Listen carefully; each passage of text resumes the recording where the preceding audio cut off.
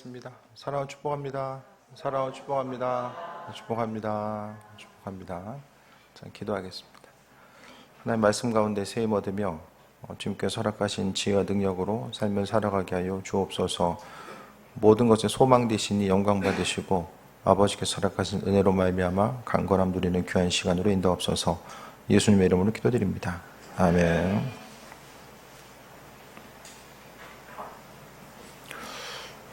모임마다 정체성이 있죠. 직장은 직장 나름대로의 정체성이 있고, 사람들이 모이는 곳에는 거창하게 드러난 것이 아니라고 할지라도 다들 정체성이 있어요. 정체성이라는 것은 모이는 이유와 목적이 되겠죠.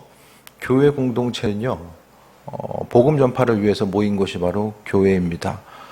삶에 있어서 복음 전파, 그것이 이제 중심인데, 복음 전파하기 위해서는 우리가 마음속에 그리스도 예수로 채운 바 되어야지만이, 주님께서 공급하시는 은혜와 충만함이 있어야지만이 나가서 복음도 전할 수 있기 때문에, 주님께서는 우리 한 사람 한 사람의 영육 간의 강건함과 또 마음의 소원을 하시고 기도의 제목도 응답하시고 우리로 하여금 내적인 충만함과 기쁨 가지고 나아갈 수 있도록 은혜로 베풀어 주십니다.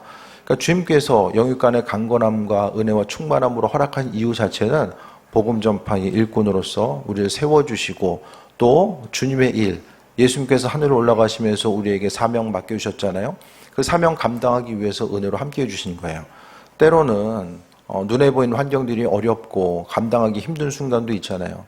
그 힘들고 어려운 순간은 주님께서 우리에게 고통 주시기 위해서 허락하신 순간이 아니라 하나님의 사람으로서 거듭나고 또 우리의 모난 성품들이 다듬어지고 그리스도 예수 주님을 의지해야 되는 우리의 상황들을 깨달을 수 있도록 만들어주시는 것이 바로 존귀한 그 순간일 수 있습니다. 우리가 신앙인으로서 항상 복음 전파에 중심을 두어야 되는 것은, 지금 이 땅에서 살아갈 때는 별로 구별됨이 없어요. 믿는 사람이나 믿지 않는 사람이나 똑같이 그냥 살아가는 것 같아도, 천국의 그 죽음 이후에 천국에서의 모습을 보면은 나뉘음이 있잖아요. 나뉘음.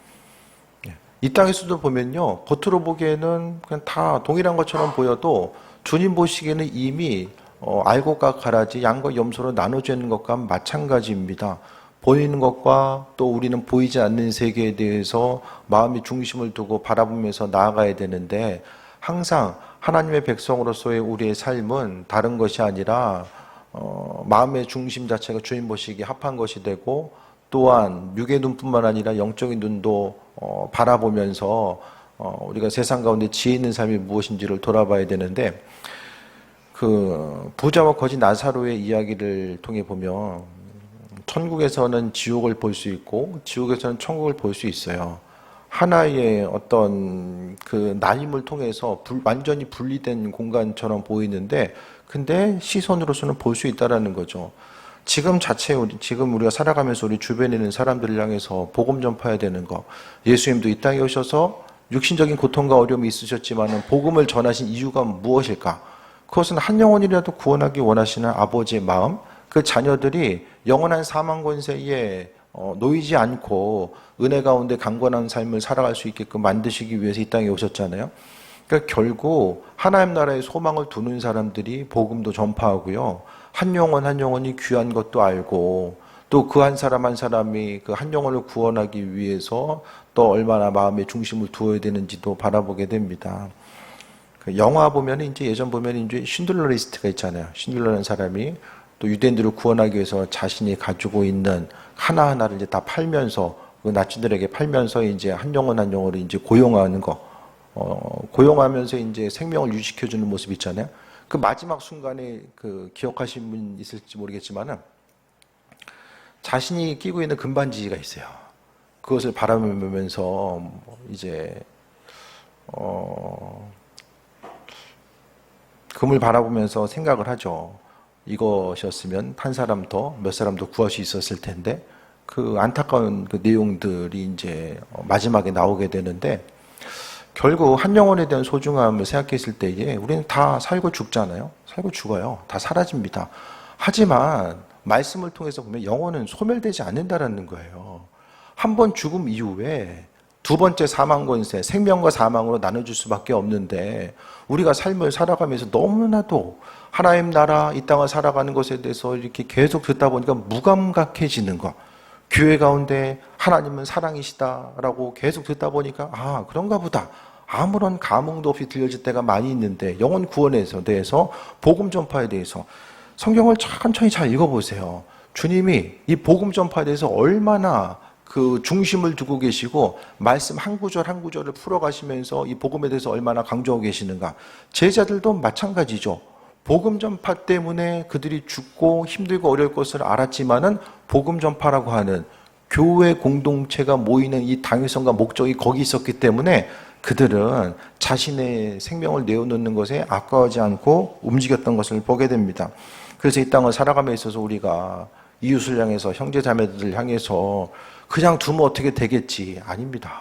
우리 마음속에 하나님 알아서 하시겠지라는 생각을 할지 모르겠지만은 그게 아니라 하나님은 우리도 하여금 그 일들을 감당하고 복음 전파의 일꾼으로서의 삶을 살아가라는 거예요.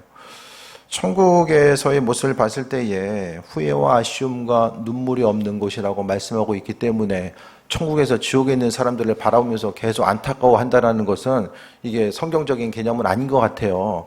하지만은 우리가 잊지 말아야 될 것은 복음 전파도 생명이 있는 순간에 내가 살아있고 상대방이 살아있는 그 순간에만 가능하다는 것을 잊지 말아야만 합니다. 시간은 결코 우리 편이 아니에요. 계속해서 시간은 흘러가게 되고 영혼 구원에 대해서 무감각하고 심적인 어떤 부담감으로만 가지고 있을 때에 아무런 변화도 나타날 수가 없습니다. 그래서 다시 한번 이 시간을 통해서 사도 바울은 왜 복음을 전했고 그 복음 전파에 있어서 어떤 마음의 중심과 자세를 가지고 움직였는가. 예수님 당시 또 바울 당시 지금도 마찬가지고요. 복음 전파하기 쉬웠던 시대는 한순간도 없었습니다. 누군가의 수고와 헌신과 노력, 그 눈물과 또 피에 의해서 하나님 나라는 확장돼 나아갔고 한 영혼 한 영혼을 정말 안타깝게 여기고 구원하길 원하는 그 한 사람들을 통해서 하나님 나라가 확장돼 나아갔다는 거예요. 그래서 주변에 있는 사람들 그냥 나중에 그냥 뭐 돌아가시기 전에 어떻게 구원받겠지. 그게 아니라 사람이 언제 어떻게 죽을지 모르잖아요. 또 삶을 살아가면서 죽음 이전에 바로 신앙 고백하고 나아가는 것은 있을 수도 있겠지만은 우리가 잊지 말아야 될 것은 구원은 믿음으로 받지만 상급은 행함으로 받잖아요. 이 땅에서 주를 위해서 행한 것이 아무것도 없으면 하나님 나라에서 구원은 받겠지만 받을 것은 아무것도 없어요. 그것이 바로 시문대로 거둠에 대한 원리입니다. 아니 뭐 사랑이 많으신 하나님께서 뭐 그런 게 어디 있어? 사랑의 본질이 무엇입니까? 사랑은 하나님의 공의와 연결이 됩니다. 그분은 공의로 판단하시고 은혜로 함께 하시는 분. 예수님 당시에 자신의 생명을 내어놓도록 정말 죽기까지 충성했던 제자들과 예수님께서 십자가 달리실 때 우편에 있었던 강도, 그들의 상급이 동일하다고 한다면 이게 공의가 아니잖아요. 그렇죠? 하나님은 심대로 거둔다. 구약에서도 분명히 인과 응보를 우리에게 말씀해주고 있습니다. 주를 위해서 시간을 드리고 마음의 중심을 드리고 힘들지만 물질을 구별해서 드린 거, 주께서 마음 가운데 그 마음의 중심을 받으시고 또 은혜 상급으로 함께 하신다는 것에 우리는 소망함을 가지고 있습니다. 먼저는 영혼 구원에 대해서 다시 말씀드립니다. 한 번 죽은 영혼은 소멸되지 않는다. 절대로 소멸되지 않는다라는 것이 성경의 일관적인 가르침이고 그렇다라고 한다면 우리의 마음의 중심을 어디에 두고 살아갈 것인가?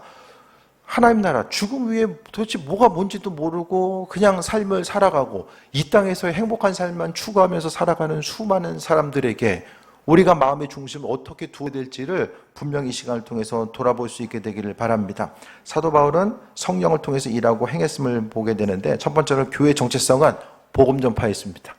복음 전하는 것이 교회의 정체성입니다. 그러니까 교회가 복음 전하는 것을 등한시하고 교인들이 전도하는 거, 복음을 전파하는 것에 대해서 관심이 없다고 한다면 이건 죽은 교회죠. 있으나 만한 교회입니다. 복음 전파의 당위성이 사라진 교회는 친목단체입니다. 우리가 만약에 친목단체면 뭐가 될까요? 그냥 인천 시민 모임, 연령, 유치원부터 해가지고 노년까지 뭐 그냥 모임 되는 거잖아요. 복음 전파의 사명 빼고는 그 모임이 될 수밖에 없어요. 주님이 신하인들과 더불어서 복음 전파하십니다. 예수님은 부활 이후에도 제자들과 함께 하셨고요. 제자들에게 부활하시면서 니네가 다 해, 난 간다, 이게 아니라 하늘로 올라가시면서 성령으로서 함께 하신다라고 말씀하고 있어요. 그래서 지금도 복음 전파의 순간 가운데 성령께서 일하시고 인도하시는 것, 놀라운 은혜의 역사들이 지금도 복음 전파의 순간, 그 현장 가운데서 일어나고 있다는 사실을 잊지 말아야 되는데, 우리도 마찬가지죠. 하나님의 살아계심과 인도하심을 경험하는 가장 중요한 방법은 내가 복음을 전하고자 했을 때에 한 영혼 구원하기 위한 그 노심초사하는 마음이 여러분에게 있습니까? 그 마음이 있으십니까? 한 영혼을 안타깝게 여기고 주님께서 저 한 영혼 구원하셨으면 좋겠다라는 그 마음의 소원함과 기대함이 좀 마음속에 자리 잡고 있는가? 지금도 주님은 우리와 함께 복음 전하는 것을 원하시고, 그러니까 주님을 기쁘시게 드리는 삶을 계속해서 말씀하시는데, 우리가요 다른 어떤 것보다도 주님을 기쁘시게 드리는 것은 복음 전파하는 거, 예수님께서 생명 되신다는 사실을 전하는 거죠. 그리고 본문 보면은 2장 1절에 형제들아 내가 너에게 나아가 하나님의 증거를 전할 때 말같이 아름다운 것으로 아니하였나니, 그는 그리스에서 복음 전했을 때에 그리스가 발달한 것은 철학, 수사하기 전에 말을 통해서 수학은 상대방을 설득하는 거예요. 그래서 말을 통해서 설득을 잘하는 사람이 그 당시에서 가장 인정받는 사람이었던 거죠. 그 말을 통해서 사도 바울은 헬라적인 감각과 유대적인 감각, 이 모든 것들, 학문적, 문화적인 배경을 가지고 있었던 사람이죠. 아는 것이 많으면 또 말을 많이 하게 되잖아요. 그렇죠? 그러니까 바울도 자신이 가지고 있는 지혜와 지식을 근거로 해서 복음 전하려고 하려다가 어려움 당하게 됩니다. 그러면서 이제 고린도에 와서는 어떻게 합니까? 말과 또 여러 가지 지혜 아름다운 것이 있지만은 그것대로 하지 아니하기로 마음 먹게 됩니다. 복음의 열매는요, 주님이 거두십니다. 그냥 우리는 씨앗을 뿌리는 거예요. 복음 전파의 주인공 예수님이 하시는 거예요. 사람이 사람 잘 설득할 수가 없어요. 특히 요즘 같은 시대에 사람 설득하는 게 잘 안 돼요. 잘 안 되잖아요. 집안에서든 뭐 일터에서든 사람 설득하는 게 잘 안 됩니다. 그냥 다 얘기하고자 했을 때에 수긍하고 이해하는 것처럼 겉으로 보일 수 있지만은 사람이 가지고 있는 생각이 말을 통해서 이 변화되는 것, 특히 예수님을 주인으로 모시는 것, 이 교회에 출석한다라는 거, 신앙생활 한다라는 건요, 특히 신앙생활 한다라는 것은 주인이 바뀌는 거예요. 내가 내 인생의 주인 돼서 살다가 아버지께서 주인 되심에 대해서 고백하고 묻고 또 질문하고 그분의 음성 따라 삶을 살아가는 것이 이게 쉽지 않거든요. 내 인생 내가 주인 돼서 살다가 하나님 주인 되심에 대한 삶, 묻는 삶을 사는 것이 쉽지 않아요. 그러니까 예수님 믿는다는 것은 주인을 바꾸는 삶의 모습이기 때문에 사람 스스로의 힘과 능력까지는 할 수 없어요. 오직 예수님께서 주인 되셔서 그 일들을 행하시는 거죠. 우리가 먼저 앞서서 이렇게 해가지고 이렇게 해야지, 기승전결 다 어떤 계획 가운데 움직이는 것이 아니라 하나님께서 주인 되셔서 그분의 일들을 이루실 것에 대한 소망함 가지고 나아가는 거고요.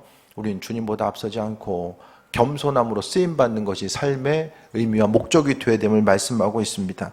그래서 교회의 정체성은 복음 전파에 있고, 예수님께서는 머리 되시기 때문에 교회의 머리 되십니다. 그래서 우리를 하여금 세일을 이루시는 거죠.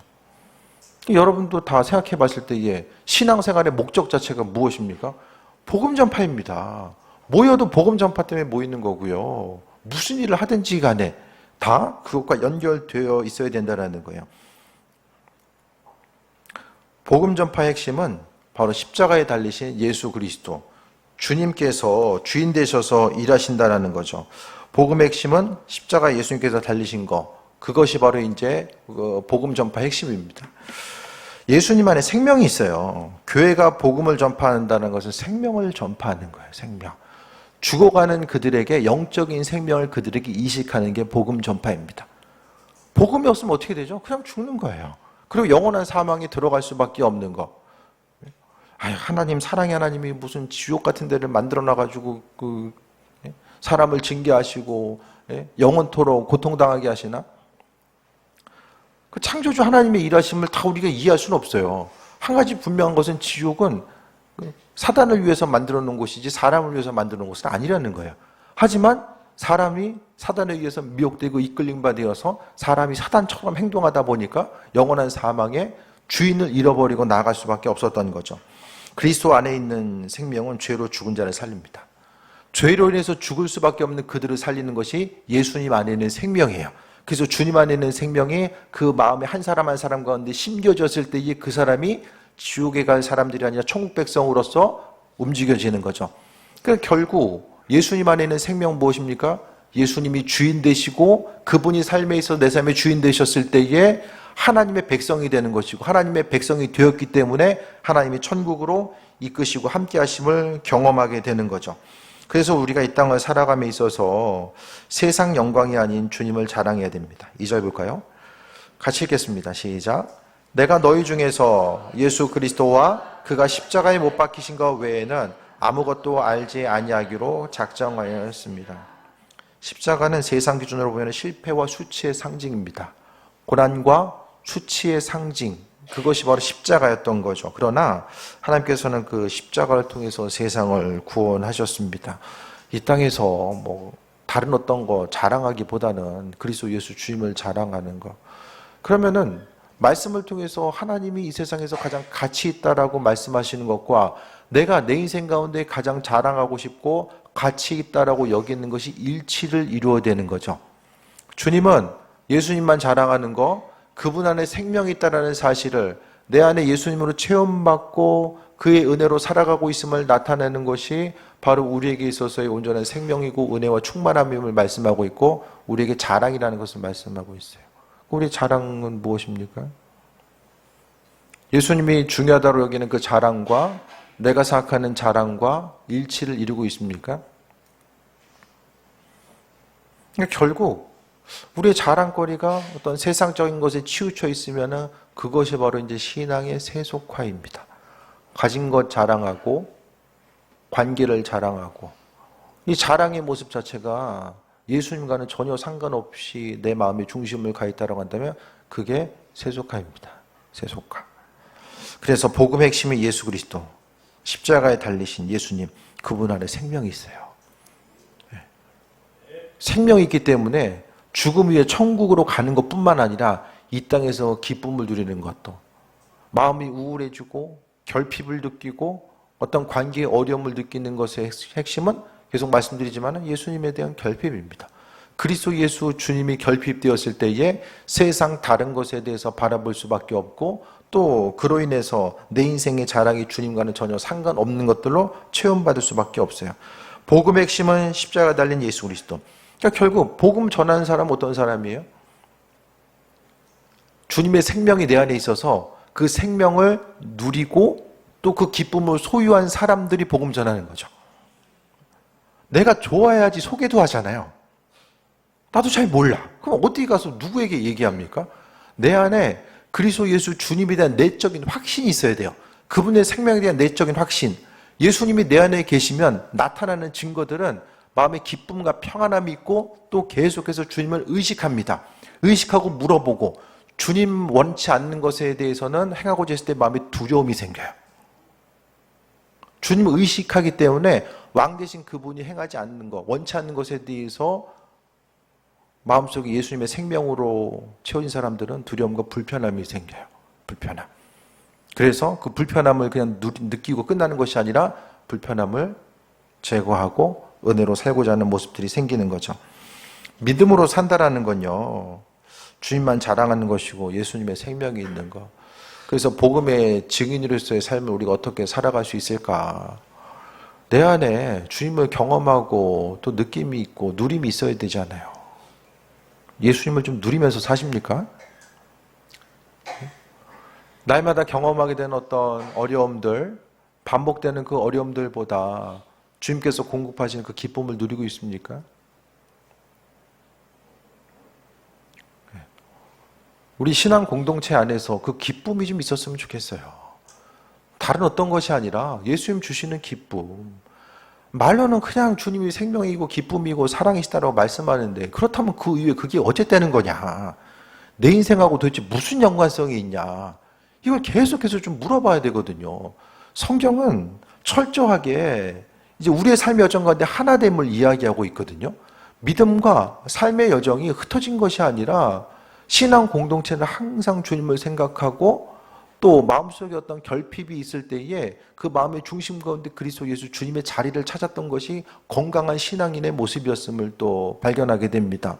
그래서 믿음의 여정, 말씀 가운데 이 시대 가운데 점점 더 믿지 않는 사람들은 늘어나고 뿐만 아니라 종교가 없는 사람들이 59%라고 이야기하고 점점 더 늘어나는 이때에 결국 예수님 아니더라도 인생의 불편함을 느끼지 못하고 왜 예수님 믿어야 되지? 그것에 대해서 필요성도 모르고 영적으로는 죽어가고 있는데 죽어가고 있는지도 모르는 그들을 향해서 복음을 전한다는 것 자체, 별로 듣고 싶어 하지 않은데 그들에게 전해야 되는 그 자체가 상당히 마음과 어려움에 부담감이 있죠. 사람이 부담감만 있으면 오래 할 수가 없어요. 중요한 것은 그 부담감보다 예수 그리스도 주님께서 허락하신 기쁨과 은혜와 충만함이 더 큰 사람들은 누가 시키지 않아도 복음 전하는 데에 마음의 중심을 두면서 살아가게 됩니다. 이 땅을 살아감에 있어서 나아가서 복음 전하는 것, 선교지를 향해서 나아가는 모든 것들도 다 마찬가지입니다. 주님 기뻐하신 일들을 우리의 삶의 여정 가운데 행하는 거죠. 예수님 안에 생명이 있고 그래서 세상 영광이 아니라 내 안에 있는 예수님을 자랑하는 것. 그 예수님 때문에 우리가 무엇을 누리고 살아가고 있고 그 안에 평안을 어떻게 누리고 있는가. 그래서 삶의 여정 가운데 복음, 예수님의 생명을 어떻게 하면 누릴 수 있을까. 좀 마음의 넉넉함과 여유를 가지고 삶을 살아가고 주변 누군가를 향해서도 이야기할 수 있어야 되잖아요. 환경의 어려움은 있지만 주님께서 허락하신 은혜 가운데 마음의 기쁨과 평안함, 아버지께서 주인 되시기 때문에 이루실 것에 대한 소망함 가지고 삶을 살아가는 것 자체를 말씀하고 있어요. 그 다음에 복음 사역은 성령의 능력에 의존해야 됩니다. 성령이 일하시면 증거가 있죠. 사도행전 2장에서 베드로의 설교를 들은 사람들은 마음에 찔림을 받습니다. 그리고 형제들아 우리가 어찌할꼬 라고 묻습니다. 베드로가 수삭조 설득해서가 아니라 성령의 강력한 역사들이 있었기 때문에 그 모든 것들이 가능했던 거죠. 성령이 일하시면 증거가 열매들이 있어요. 성령은 어떻게 일하십니까? 예수님께서 예수님의 생명이 있는 사람들은요, 그 안에서 성령이 역사하세요. 왜? 예수님이 하늘로 올라가시면서 성령으로서 우리와 함께하고 계시겠다라고 말씀하기 때문에. 우리는 보여지는 것에 익숙하죠. 항상 보여지는 것에 익숙합니다. 지금 보이면 앞으로도 있을 것이고 지금 안 보이면 앞으로도 없을 거라는 생각을 많이 갖게 되죠. 나름대로 분석하고 또 합리적인 판단을 내리면서 삶을 살아간다고 생각합니다. 하지만 성령께서 행하신 일들은요, 우리의 생각과 관점, 기대를 넘어서는 그분만의 일하심이 있습니다. 그래서 성령의 역사들, 어떤 신비주의적이고 초자연적인 것만 이야기하는 것이 아니라 내가 인생 가운데 경험하게 되는 이 소소한 일들, 지금까지 우리가 오면서요, 성령께서는 끊임없이 그분께서 우리와 함께 하심을 비춰주셨어요. 이 모양 저 모양으로 계속해서 비춰주고 계셔서 우리가 여기까지 올 수 있었다는 사실을 잊지 말아야만 합니다. 신앙의 여정이요, 길잖아요. 그리고 반복해서 해야 되는 일들이 있고 또 믿음으로 싸워 나가야 될 일들도 계속해서 있거든요. 그러니까 성령께서 함께 하시면 증거들이 있다. 기쁨으로 무엇이든지 주의 일을 감당하는 것도 기쁨으로 감당할 수 있는 것은 성령 충만한 것. 성령의 일하심 자체 어떤 은사적인 것만 이야기하는 것이 아니라 가장 기본적으로 성령 충만한 사람들에게 허락하신 일들은 바로 기쁨이고 또 한 가지가 회개입니다. 성령이 임했을 때 두 가지가 나타나요. 기쁨이 있고 회개가 나타나요. 성령이 임하지 않으면 죄가 죄인지를 몰라요. 성령의 일하심 자체가 뭐 예언하고 환상 보고 방언한다고 성령 충만함이 아니라 죄가 죄인 줄 깨달아 알고 그로 인해서 회개하고 아버지의 사랑이 무엇인지를 깨달아 알고 기쁨과 소망함 가운데 나아가는 거예요. 회개함이 없으면 어떻습니까? 계속 죽을 때까지 똑같이 져요. 죄가 죄인 줄 몰라요. 말씀 가운데 성경은 이것이 주님의 뜻이다 아니다라는 사실을 신앙 공동체 교인은 이러한 삶을 살아가야 된다는 것, 하나님의 자녀든 이러이러한 삶을 살아간다는 것을 계속해서 우리는 말씀을 통해 보고 듣고 경험하면서 지금 살아가고 있잖아요. 그러니까 충만한다라는 것, 그리스도 예수 주님과 가까이 가면 가까이 갈수록 빛 대신 그분께 가까이 가면 갈수록 우리 어둠이 드러나요. 그렇기 때문에 회개하게 되고 죄 앞에 우리가 민감하게 반응해야만 합니다.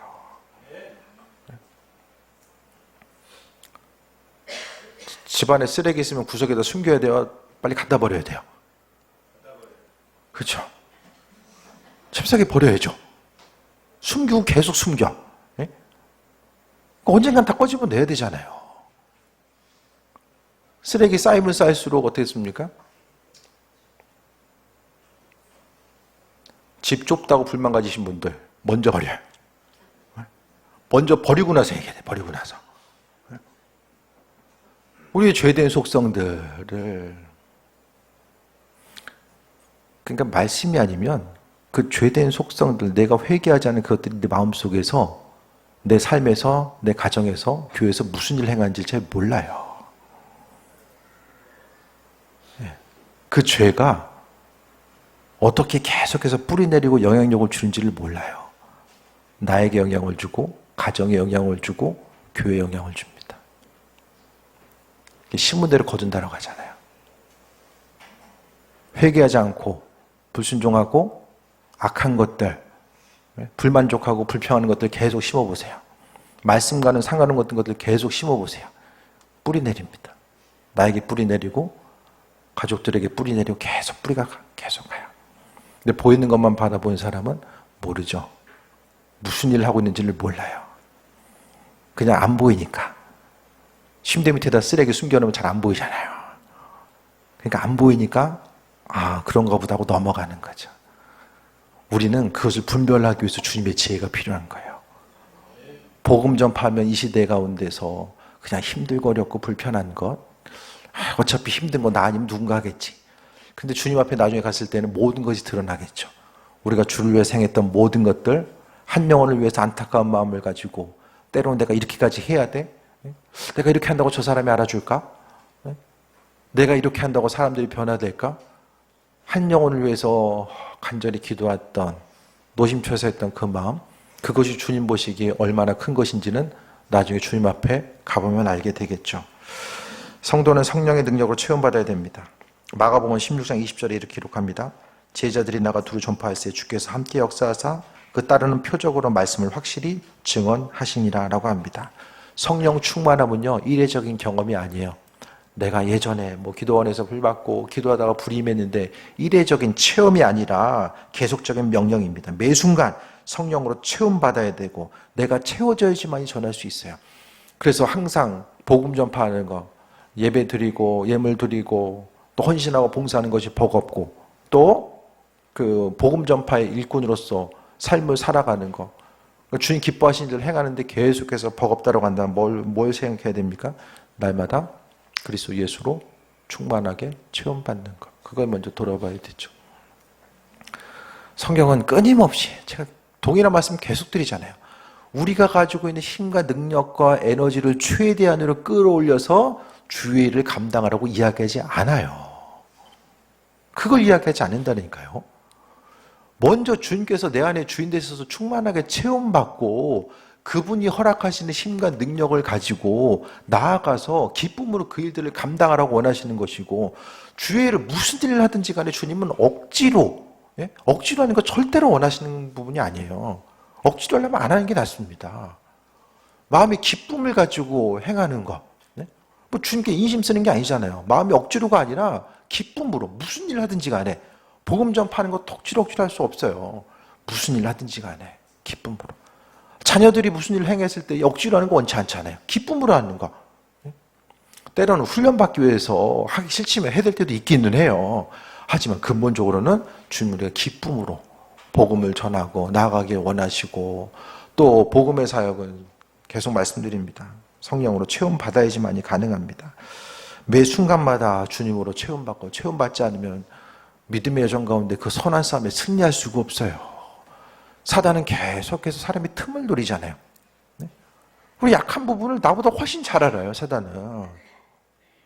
이야기하지 않아도 내가 뭐에 약한지를 잘 안다니까요. 그래서 약한 부분을 계속해서 파고들어요.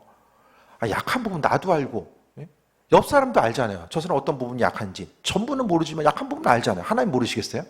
다 알고 계시잖아요.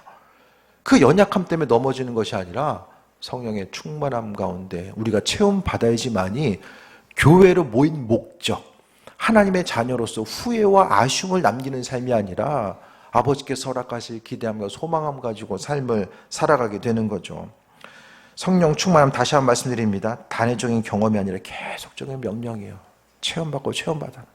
그래서 구약에서 나오는 그 만나 사건이 우리에게 주는 가장 그 강력한 의미가 날마다 주는 거. 주일 빼고는, 안식일 빼고는 계속해서 그날의 것만 그날에 주시고 쌓아놓는 것이 아니라 먹을 분량만 가져가라고 말씀하셨잖아요. 그러니까 날마다 주님 은혜 가운데 체험받지 않으면 믿음 지킬 수가 없습니다. 우리 믿음 지킬 수가 없어요. 복음으로부터 계속해서 멀어지고 주님께 가까이 가려고 하는 그 마음의 소원함, 예수님의 생명이 있어야지만이 무슨 일든지 가능하고, 이 주일이 시간 우리에게 너무 소중한 시간이잖아요. 교회 오다 보면은 가방 메고 이렇게 산으로 가신 분도 계시고, 캠핑용품 챙기는 분들도 가끔 보실 것이고, 이 소중한 시간을 주님께 드리고 모였잖아요. 그럼 아버지께서 예배를 통해 주시는 것들이 있어요. 은혜와 생명으로 예배를 통해 채워주시는 것들이 있어요.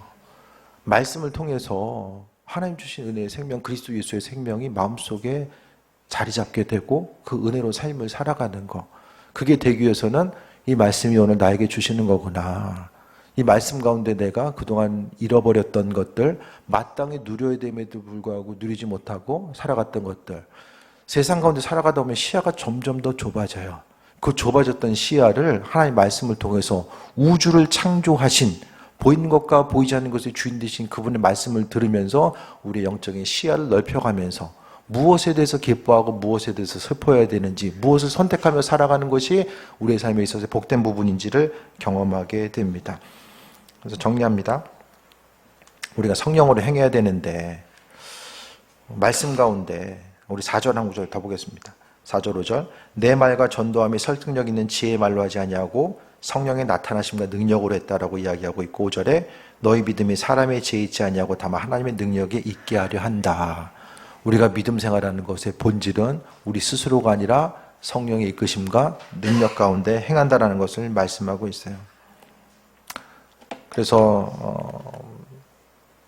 말씀 가운데 오늘 보면 첫 번째로 교회의 정체성은 복음 전파에 있고, 두 번째 복음의 핵심은 십자가에 달리신 예수 그리스도, 세 번째 복음 사역은 성령의 능력에 의존해야만 합니다.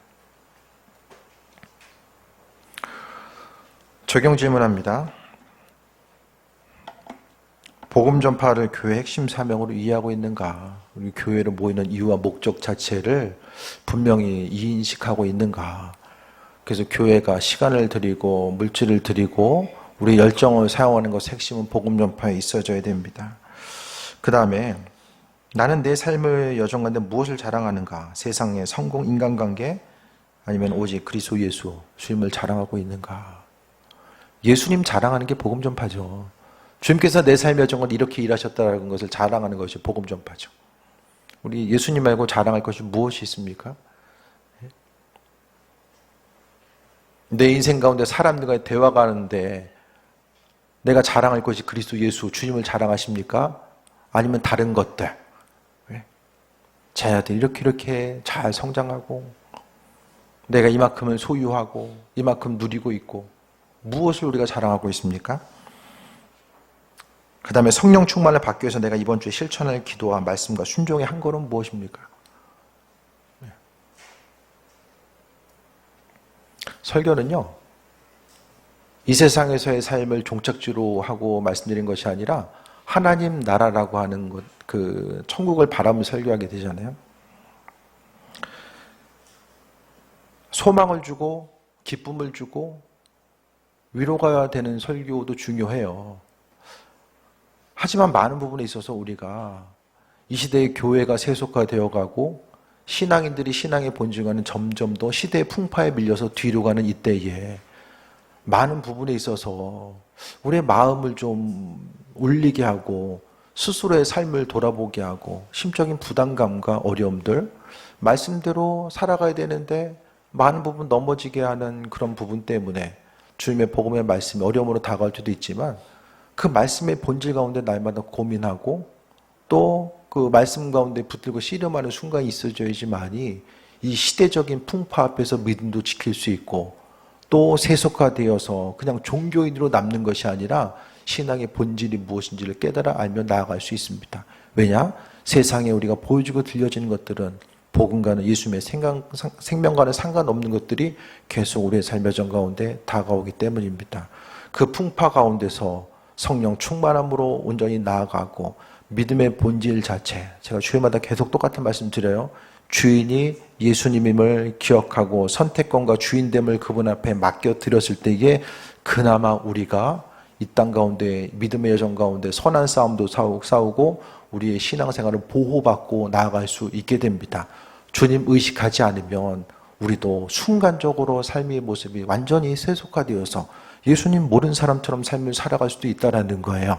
주신 말씀을 다시 한번 기억하고 말씀이 우리 심령을 두드렸을 때에 또 하나님의 말씀대로 움직이는 것이 어렵고 부담이 되고 복음 전파한다는 것이 고난으로 또 부담감으로 다가온다라고 할지라도 아버지께서 말씀하신 예수님 안에 생명이 있고 그 생명이 주님을 몰라서 고통받는 사람, 고통이 있는데 왜 고통스러운지도 모르는 그들을 향해서 그리스도 예수 생명을 전하는 것이 남겨진 우리의 삶의 정원에 가장 핵심적이고 중요한 몫이라는 사실을 다시 한번 기억하시고 이 땅을 살아감에 있어서 가장 핵심적이고 중요한 가치, 의미성을 어디에 둘 것인가.